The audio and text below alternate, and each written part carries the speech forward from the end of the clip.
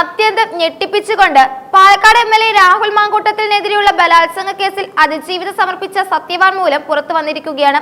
അതീവ ഗുരുതരമായ ആരോപണങ്ങളാണ് ഹൈക്കോടതിയിൽ സമർപ്പിച്ച ഈ സത്യവാങ്മൂലത്തിൽ ഉടനീളം പരാതിക്കാരി ഉന്നയിച്ചിരിക്കുന്നത്.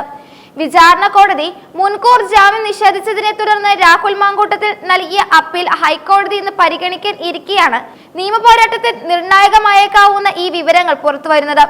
തന്നെ അതിക്രൂരമായ ലൈംഗിക പീഡനത്തിന് ഇരയാക്കിയെന്നും പിന്നീട് ഭീഷണിപ്പെടുത്തി നഗ്ന വീഡിയോകൾ ചിത്രീകരിച്ചുവെന്നും പരാതിക്കാരി വെളിപ്പെടുത്തുന്നു.